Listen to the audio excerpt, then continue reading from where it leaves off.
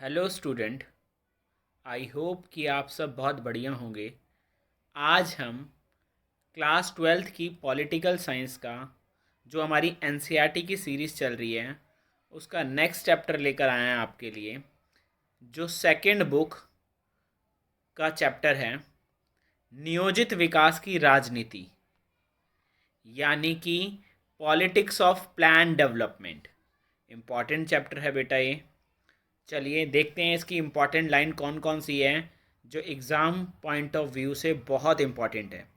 तो सबसे पहली जो लाइन बनती है बेटा, सबसे पहला जो क्वेश्चन बनता है वो ये कि कहाँ पर लोहा अयस्क या आयरन और के विशाल भंडार थे। कहाँ पे थे बेटा? आयरन और या लोहा अयस्क के विशाल भंडार। तो उसका आंसर है उड़ीसा। ठीक है बेटा, उड़ीसा में लोहा अयस्क के बहुत सारे भंडार थे। नेक्स्ट क्वेश्चन हमारा यहाँ बनता है, ठीक है ना, कि पोस्को प्लांट कहाँ लगाया गया था। पोस्को प्लांट कहाँ लगाया गया था और ये किस देश की कंपनी थी। पोस्को प्लांट कहाँ लगाया गया था और ये किस देश की कंपनी थी। इसका आंसर है ये उड़ीसा में लगाया गया था। ये कोरियन कंपनी थी, कोरियाई कंपनी थी। कहाँ लगाया गया था? उड़ीसा में। ये एक कोरियाई कंपनी थी।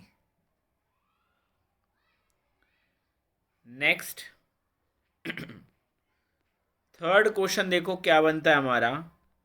थर्ड क्वेश्चन हमारा बेटा ये बनता है कि वामपंथी और दक्षिणपंथी कौन होते हैं। तो वामपंथी को इंग्लिश में कहते हैं लेफ्टिस्ट और दक्षिणपंथी को कहते हैं, दक्षिणपंथ को कहते हैं राइटिस्ट। तो वामपंथी वाले जो लोग थे वो सोशलिस्ट आइडियोलॉजी का फेवर करते हैं। किस आइडियोलॉजी का? समाजवादी विचारधारा का फेवर करते हैं, जिसमें गरीबों और पिछड़े हुए लोगों की तरफदारी की जाती है, उनको लाभ पहुंचाया जाता है। सब कुछ गवर्नमेंट का होता है और गवर्नमेंट का मकसद सोशल वेलफेयर होता है, सामाजिक कल्याण करना होता है। यानी जो लोग समाजवादी या साम्यवादी विचारधारा में यकीन करते हैं उन लोगों को वामपंथी या फिर लेफ्टिस्ट लोग कहते हैं। ठीक है ना। ये लोग चाहते हैं कि मार्केट में सरकार का इंटरफेयर होना जरूरी है। जबकि दूसरी तरफ है दक्षिण पंथ, यानी राइटिस्ट लोग। राइटिस्ट लोग वो लोग होते हैं जो कैपिटलिस्ट आइडियोलॉजी, जो पूंजीवादी विचारधारा में यकीन रखते हैं, जो कहते हैं कि सब कुछ जो है प्राइवेट होना चाहिए, गवर्नमेंट का नहीं होना चाहिए, सरकार को कम से कम इंटरफेयर करना चाहिए लोगों के मैटर में। ठीक है ना। इसका मकसद होता है कि ज़्यादा से ज़्यादा प्रॉफिट कमाना। जहाँ वामपंथी आइडियोलॉजी बोलती है कि सरकार का मकसद होना चाहिए सोशल वेलफेयर करना, सामाजिक कल्याण करना, वहीं दक्षिणपंथी या दक्षिण पंथ के लोग ये मानते हैं कि सरकार को कम से कम इंटरफेयर करना चाहिए और इसका मकसद मैक्सिमम प्रॉफिट कमाना होता है। याद करने का आसान तरीका, वामपंथी लोग समाजवादी विचारधारा में यकीन करते हैं और दक्षिणपंथी पूंजीवादी या कैपिटलिस्ट आइडियोलॉजी में यकीन करते हैं। चलिए 3 और 4 क्वेश्चन हमारे हो गए। नेक्स्ट क्वेश्चन हमारा क्या बनता है कि विकास से आप क्या समझते हैं। अगर क्वेश्चन आया विकास से आप क्या समझते हैं, तो देखिए काफ़ी सारी लाइनें हैं, उसको देखिए कि विकास की बात आते ही पश्चिम का हवाला दिया जाता है। विकास का पैमाना पश्चिमी मुल्क है। अजर्शन में क्वेश्चन आ सकता है ये। तो विकास की बात आती है तो किसका हवाला दिया जाता है? पश्चिम, यानी वेस्ट साइड का हवाला दिया जाता है।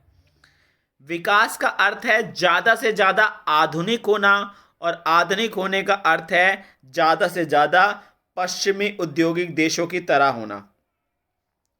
माना जाता था कि पश्चिमी मुल्क की तरह हर देश को आधुनिकीकरण की प्रक्रिया से गुजरना होगा। जिस तरह पश्चिमी मुल्क में आधुनिकीकरण के कारण पुरानी संरचना टूटी और पूंजीवादी और उदारवाद का उदय हुआ, उसी तरह दुनिया के बाकी देशों में भी होगा।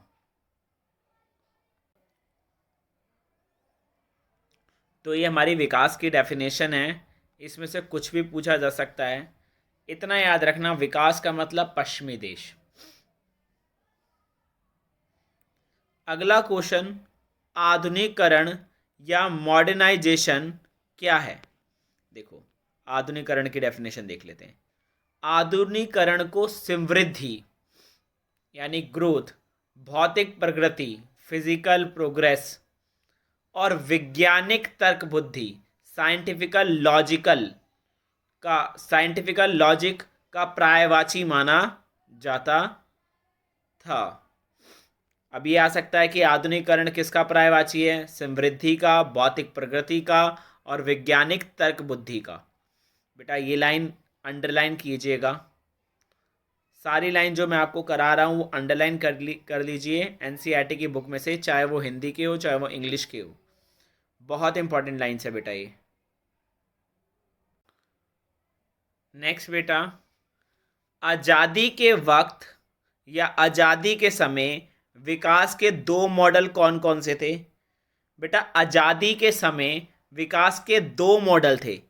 पहले मॉडल का नाम था उदारवादी पूंजीवादी मॉडल, जिसको कहते हैं लिबरल कैपिटलिस्ट मॉडल, जो संयुक्त राज्य अमेरिका ने अपना रखा था और यूरोप के ज़्यादातर देशों ने अपना रखा था। वहीं दूसरा मॉडल था समाजवादी मॉडल यानी सोशलिस्ट मॉडल, जिसे सोवियत संघ या सोवियत यूनियन ने अपना रखा था। यह हमारे बेटा 7 क्वेश्चन हो गए हैं। Next 8th question, Bombay plan से आप क्या समझते हैं? ये क्वेश्चन बहुत इंपॉर्टेंट है, बहुत बार आया है एग्जाम में, पहले भी एक एक नंबर के फॉर्म में। तो 1944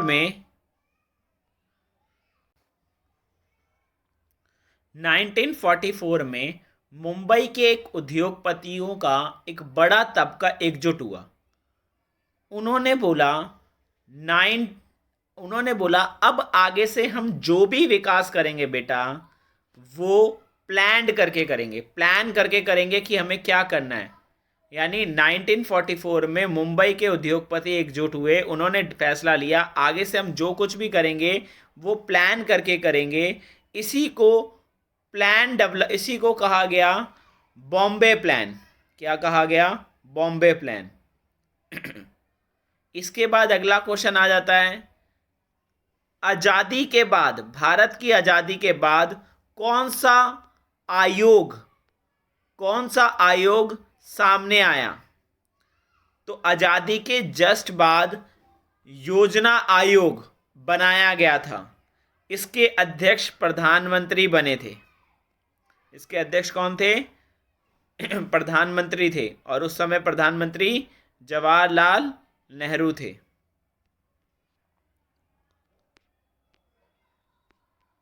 नेक्स्ट बेटा, निम्नलिखित योजनाएं कब चलाई गई थी? मैंने साथ में पेन से लिख दिया है बेटा। निम्नलिखित योजनाएं कब चलाई गई थी? तो देखो, फर्स्ट 5 ईयर प्लान, पहली पंचवर्षीय योजना 1951 से 1956 तक चलाई गई थी। सेकेंड 5 ईयर प्लान 1956 से 1961 तक चलाया गया था। ठीक है ना? थर्ड 5 ईयर प्लान 1961 से 1966 तक चलाया गया था। बट बेटा थर्ड 5 ईयर प्लान बड़ी बुरी तरीके से फेल हुआ था, क्योंकि इस टाइम पर 1961 से लेकर 1966 तक हमारे देश में 2 युद्ध हुए थे। एक 1962 में भारत चाइना के साथ, जिसमें भारत हार गया था। दूसरा 1965 में भारत और पाकिस्तान के साथ युद्ध हुआ था, उसमें हम जीत गए थे, लेकिन हमारे ऊपर आर्थिक संकट आ गया था। इसलिए थर्ड 5 ईयर प्लान के बाद एक एक साल की 3 योजनाएं चलाई थी। ठीक है ना? इसे इसे योजना विराम, इसे प्लान हॉलिडे भी कहा गया। जो तीन एक एक साल की योजनाएं चलाई गई थी ना 1966 से 1969 तक, 5 साल की योजना ना चलाकर एक एक साल की योजना चलाई गई, इसे प्लान हॉलिडे भी कहा गया। इसलिए चौथी 5 ईयर प्लान जो था या फोर्थ 5 ईयर प्लान था वो 1969 से स्टार्ट हुआ और 1974 तक चला। अब याद रखना, हमेशा जो 5 ईयर प्लान स्टार्ट होता है वो 1 अप्रैल से स्टार्ट होता है और 31 मार्च पर ख़त्म होता है। इसे अकाउंटिंग ईयर, फिस्कल ईयर भी कहते हैं इकोनॉमी के टर्म में।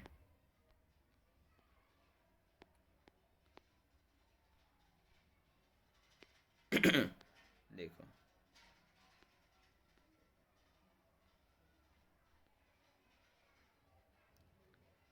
ये प्लान हॉलीडे वाला जो क्वेश्चन था बेटा, मैंने आपको इसी में समझा दिया है। अब जो है अगला क्वेश्चन देखते हैं। अब देखो, फर्स्ट 5 ईयर प्लान को मैं आपको थोड़ा सा समझा देता हूँ, ठीक है ना। फर्स्ट 5 ईयर प्लान थोड़ा सा समझा देता हूँ। पिक्चर थोड़ी ब्लर आ रही है बेटा, लेकिन आप देखिए अपनी बुक में। फर्स्ट 5 ईयर प्लान किसने बनाया था? सॉरी, फर्स्ट 5 ईयर प्लान 1951 से 56 तक चला था, ये मैंने आपको बता दिया। सेकंड, इसे के.एन. राज ने तैयार किया था, ठीक है, ये भी बता दिया। तीसरा, इसमें बेटा विकास की रफ्तार धीमी रखने के लिए बोली थी, आने वाले 2 सालों तक, आने वाले 2 सालों तक विकास की रफ्तार धीमे रखने के लिए कहा गया था कि धीमी गति से विकास करना है, तेज रफ्तार नहीं करनी है विकास की, आने वाले 2 दशकों तक, यानी 20 साल तक। सॉरी, नेक्स्ट पॉइंट, पहली पंचवर्षीय योजना में ज्यादा जोर कृषि क्षेत्र यानी एग्रीकल्चर पर जोर दिया था ज्यादा। नेक्स्ट पॉइंट, इसके अंदर बांध और सिंचाई के लिए यानी इरिगेशन और डैम बनाने पर इन्वेस्ट किया गया था। भागड़ा नंगल जैसी परियोजना के लिए इसमें पैसा इकट्ठा किया गया था।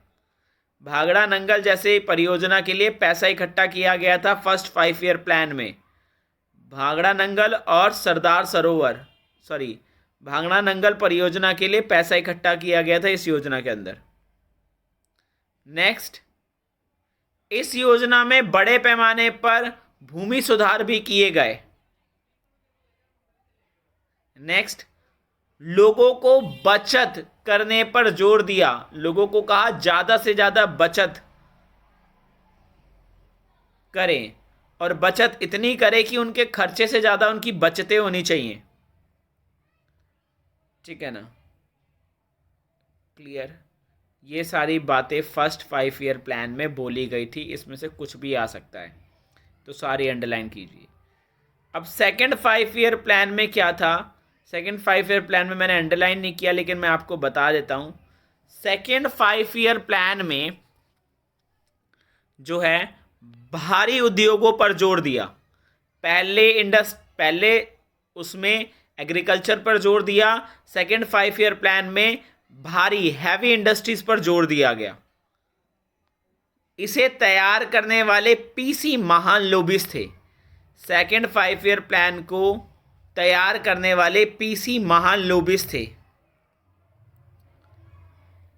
पहली पंचवर्षीय योजना में बोला गया था कि विकास की रफ्तार धीमे रखनी है, लेकिन सेकंड 5 ईयर प्लान में विकास की रफ्तार को बढ़ा दिया। चौथा, सेकंड 5 ईयर प्लान में हैवी इंडस्ट्रीज पर जोर दिया था।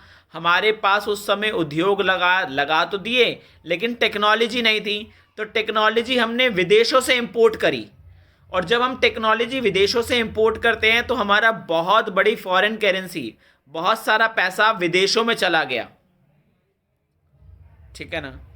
इसका एक डीमेरिट ये भी रहा बेटा, एक और ये रहा कि हमने इसमें इंडस्ट्री पर जोर दिया और इस वजह से हमारा एग्रीकल्चर सेक्टर पिछड़ गया।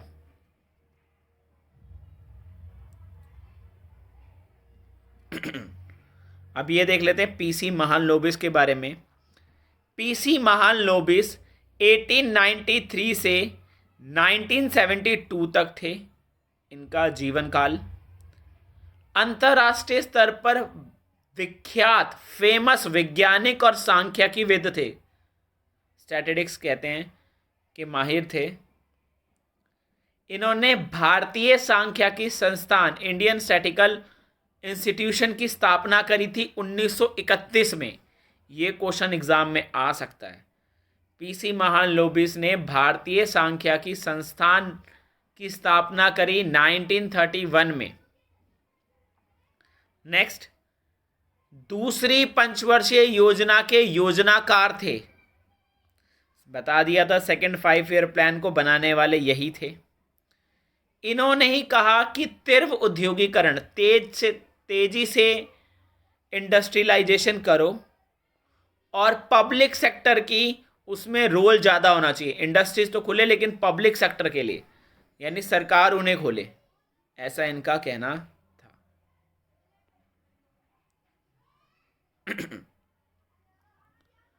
अगला बेटा 15वें क्वेश्चन में देखिए चार्ट है कि इसमें बता रखा है कि पहली पंचवर्षीय और दूसरी पंचवर्षीय योजना में संसाधनों का आवंटन कहाँ कहाँ किया गया था, किस किस पर जोर दिया गया था। तो ये आपको चार्ट पूरा पढ़ना पड़ेगा बेटा।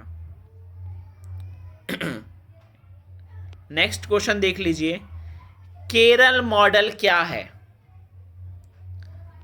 केरल मॉडल क्या है? तो केरल मॉडल को समझने से लिए आप बस इतना समझ लेना कि केरल ने अपने विकास के लिए जो रास्ता अपनाया, केरल ने अपने विकास के लिए जो मॉडल अपनाया, उस मॉडल को केरल मॉडल कहा गया। और केरल मॉडल की वजह से केरल में शिक्षा, स्वास्थ्य, भूमि सुधार, ठीक है ना, कारागार, ठीक है ना, उसके बाद गरीबी उन्मूलन, गरीबी को दूर किया, ये सारी चीज़ें करी। शिक्षा का स्तर बढ़िया हुआ, स्वास्थ्य का स्तर बढ़िया हुआ, प्रति व्यक्ति आय भी थोड़ी बढ़ी, ठीक है ना, पहले की तुलना में। लेकिन बाकी राज्यों से प्रति व्यक्ति आय के मामले में, पर कैपिटा इनकम के मामले में केरल थोड़ा पीछे है। लेकिन हाँ, एजुकेशन बहुत अच्छी है, हेल्थ बहुत अच्छी है, लाइफ एक्सपेक्टेंसी बहुत अच्छी है वहाँ के लोगों की। उसके बाद जन्म दर और मृत्यु दर भी ठीक है। उसके अलावा केरल के लोग 100% पढ़े लिखे लोग हैं केरल में, लिटरेसी रेट।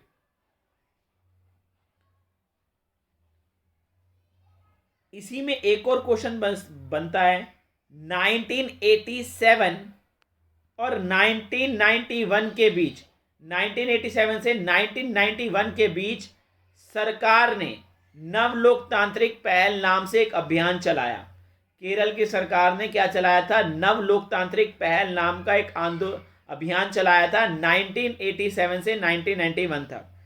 इस बीच में इसके द्वारा गांव में सभी जगह लोगों को पर्यावरण के बारे में, विकास के मामले में जानकारी दी, ठीक है ना।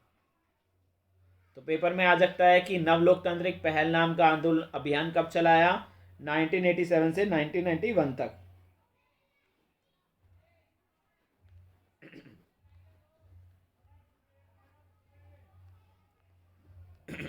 नेक्स्ट, जेसी कुमरप्पा कौन थे? जेसी कुमरप्पा का पूरा नाम जेसी कॉर्नेलियस था। ये एक अर्थशास्त्री और चार्टर्ड अकाउंटेंट थे। इंग्लैंड और अमेरिका में इन्होंने शिक्षा हासिल करी। महात्मा गांधी के अनुयायी या फॉलोवर्स थे।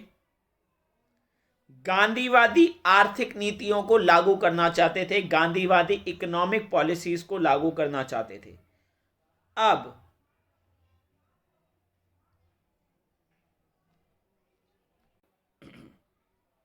इन्होंने इकोनॉमिक ऑफ परमानेंस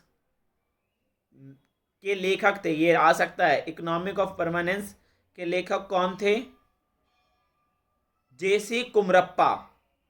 योजना आयोग के सदस्यों के रूप में भी इन्होंने सक्रिय हिस्सेदारी निभाई थी। योजना आयोग में भी बहुत इंपॉर्टेंट मेंबर थे वे उसके। अब नीचे जेसी कुमरप्पा को लेकर एक और क्वेश्चन बन जाता है, वो ये है उसका कि जेसी कुमरप्पा जैसे गांधीवादी अर्थशास्त्री ने एक वैकल्पिक योजना का खाका प्रस्तुत किया जिसने ग्रामीण औद्योगिकरण पर ज्यादा जोर दिया। मतलब जेसी कुमरप्पा एक गांधीवादी आइडियोलॉजी थे, इन्होंने ग्रामीण विकास, रूरल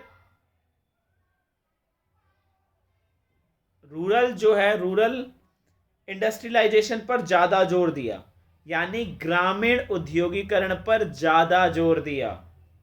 किसने? जेसी कुमरप्पा ने। आता है क्वेश्चन बेटा ये। वहीं दूसरी तरफ एक और क्वेश्चन यहां पे बनता है कि चौधरी चरण सिंह ने भारतीय अर्थव्यवस्था के नियोजन में कृषि को केंद्र में रखने की बात रखी। चौधरी चरण सिंह ने कहा था कि भारतीय अर्थव्यवस्था की प्लानिंग में सबसे सेंटर में एग्रीकल्चर होना चाहिए। चौधरी चरण सिंह पहले कांग्रेस पार्टी के थे, लेकिन बाद में इन्होंने कांग्रेस से अलग होकर भारतीय लोकदल नामक पार्टी बनाई। अब ये आ सकता है कि भारतीय लोकदल नामक पार्टी किसने बनाई? चौधरी चरण सिंह ने। बाद में जाकर ये एक प्रधानमंत्री भी बने थे हमारे देश के लिए, हमारे देश के प्रधानमंत्री भी बने चौधरी चरण सिंह। आगे इन्होंने कहा था कि नियोजन से, प्लानिंग से शहरी और औद्योगिक तबके समृद्ध हो रहे हैं, इसकी कीमत किसान और ग्रामीण जनता को चुकानी पड़ रही है। अब ये 3 क्वेश्चन इसी में से बन जाएंगे कि चौधरी चरण सिंह किस पार्टी के थे? कांग्रेस पार्टी के थे। इन्होंने कौन सी पार्टी बनाई? भारतीय लोकदल नामक पार्टी बनाई। चौधरी चरण सिंह किसका ये कहना था कि नियोजन से शहरी और औद्योगिक इलाके तो समृद्ध होते जा रहे हैं, लेकिन इसकी कीमत किसानों को चुकानी पड़ रही है, ये कहा था चौधरी चरण सिंह ने। इसमें से एक और क्वेश्चन ये भी बन सकता है कि किसने कृषि को नियोजन के, भारतीय अर्थव्यवस्था के नियोजन या प्लानिंग के सेंटर में रखने की बात करी? चौधरी चरण सिंह ने।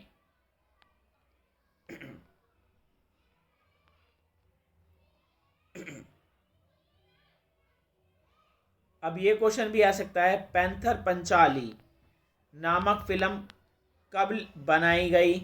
1955, 1955। निर्देशक सत्यजीत रे, ठीक है ना। कथा विभूति भूषण बंदोपाध्याय, पटकथा सत्यजीत रे ने लिखी थी। तो ठीक है ना। नेक्स्ट क्वेश्चन ये है, भारतीय अर्थव्यवस्था को कौन सी अर्थव्यवस्था कहा जाता है? तो बेटा भारतीय अर्थव्यवस्था को मिश्रित अर्थव्यवस्था कहा जाता है।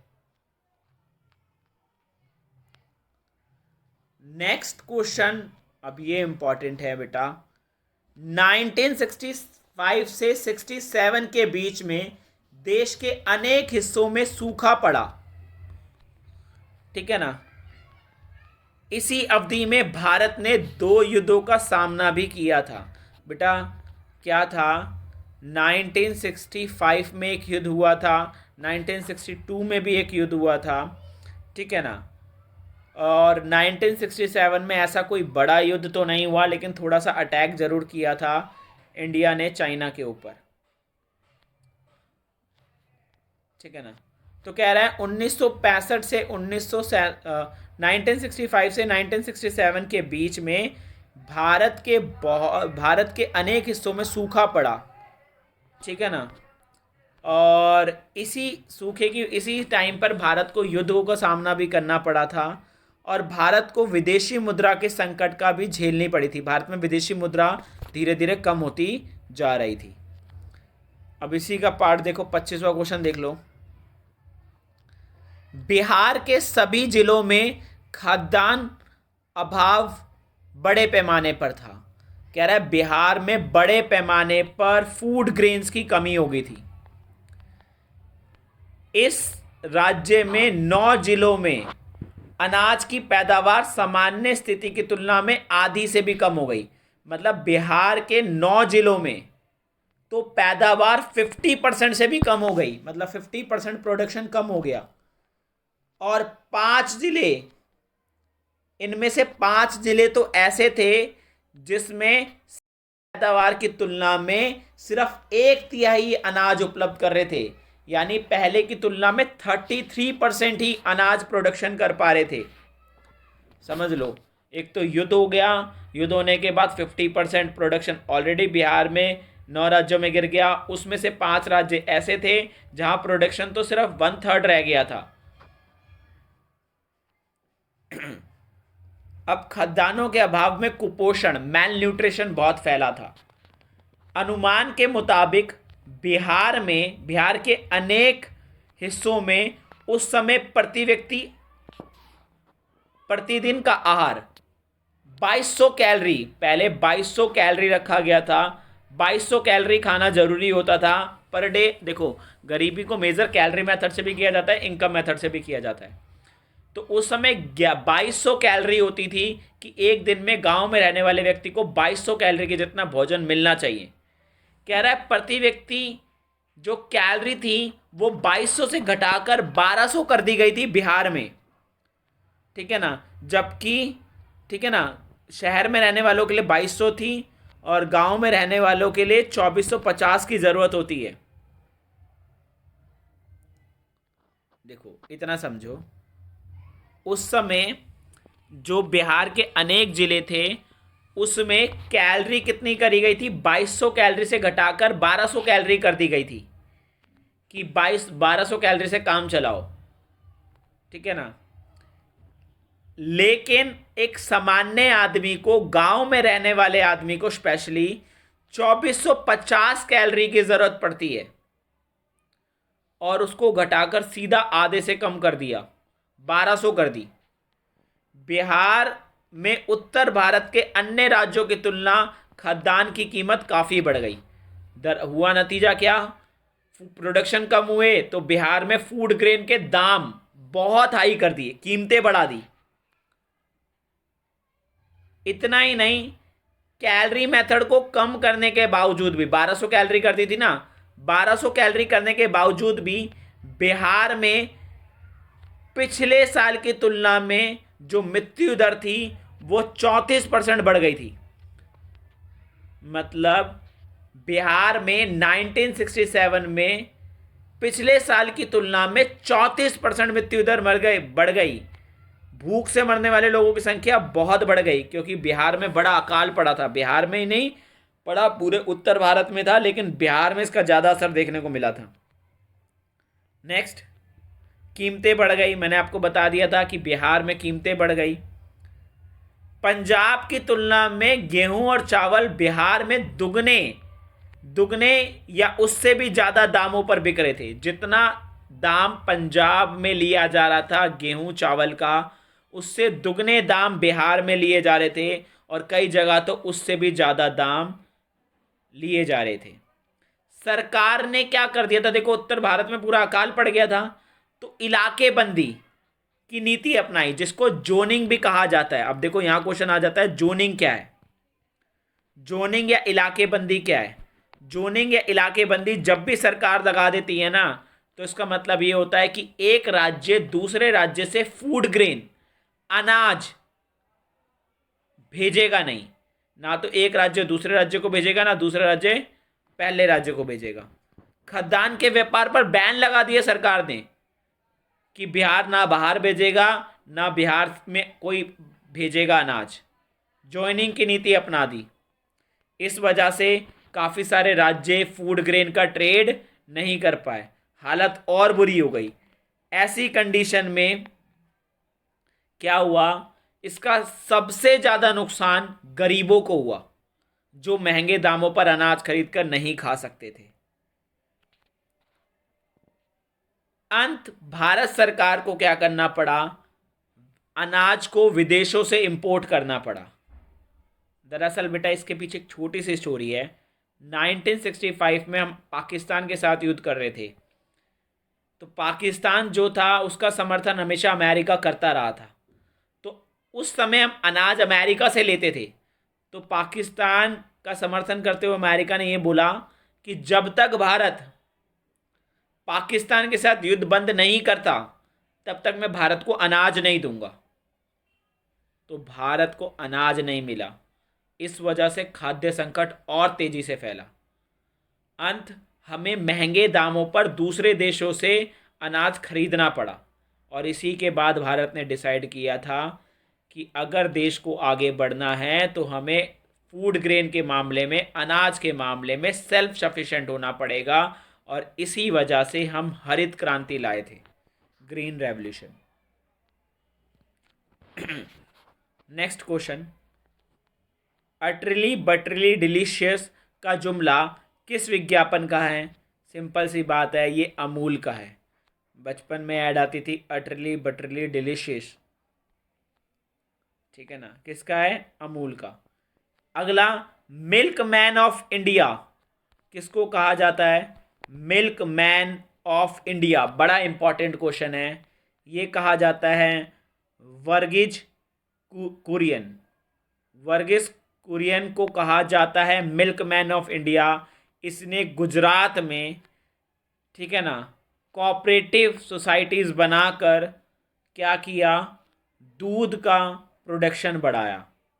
जब ये बहुत तेज़ी से फैल गया तो इसको नाम दिया गया अमूल। इसी में से अमूल ब्रांड निकला था। गुजरात का एक शहर था अणध। कहाँ से फैला था? गुजरात के एक शहर अणध से। सहकारी दूध उत्पादन अमूल इसी शहर में कायम है, ठीक है ना। गुजरात में 25 लाख दूध उत्पादक इस आंदोलन से जुड़े, ठीक है ना। इसका मकसद था गरीबी को दूर करना। नेक्स्ट, अगर इसी में से एक क्वेश्चन आ जाता है, ऑपरेशन फ्लड क्या था?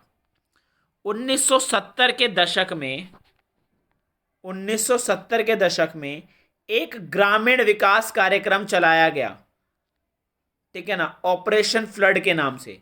1970 में ऑपरेशन फ्लड के नाम से एक क्या चलाया गया? एक ग्रामीण विकास कार्यक्रम चलाया गया। इसमें दूध उत्पादकों ने अपने आप को एक राष्ट्रव्यापी तंत्र से जोड़ा। इसका मकसद था डेयरी फार्मिंग को प्रमोट करना, गांव के लोगों को रोजगार देना, ठीक है ना। क्या का मकसद था? 1970 के दशक में गांव के विकास के लिए ऑपरेशन फ्लड नाम से एक आंदोलन चलाया गया। इसमें जो दूध उत्पादक थे, डेयरी फार्मिंग वाले काम करने वाले थे, उनको प्रमोट किया गया, रोजगार को बढ़ावा दिया गया, ग्रामीण लोगों को रोजगार दिया गया, गरीबी दूर करना इसका मकसद था, ठीक है ना। इसी को आगे चलकर, इसी से आगे चलकर अमूल नाम का जो ब्रांड था वो निकला था। इसलिए इसे अमूल क्रांति भी कहते हैं, ऑपरेशन फ्लड भी कहते हैं, ठीक है बेटा। कई सारे क्वेश्चन आ जाते हैं। और मिल्कमैन ऑफ इंडिया किसे कहा जाता है? वर्गीज कुरियन, बहुत इंपॉर्टेंट क्वेश्चन। नेक्स्ट,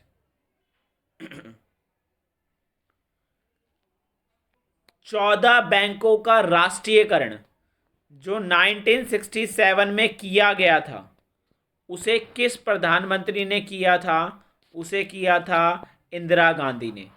14 बैंकों को नेशनलाइज्ड किसने किया? इंदिरा गांधी ने। नेक्स्ट, 1950 से 1980 के बीच भारतीय अर्थव्यवस्था 3 से 3.5% की धीमी रफ्तार से आगे बढ़ी। 1950 से 1980 के बीच में भारत की अर्थव्यवस्था कितनी रफ्तार से बढ़ रही थी? 3 से 3.5% की रफ्तार से।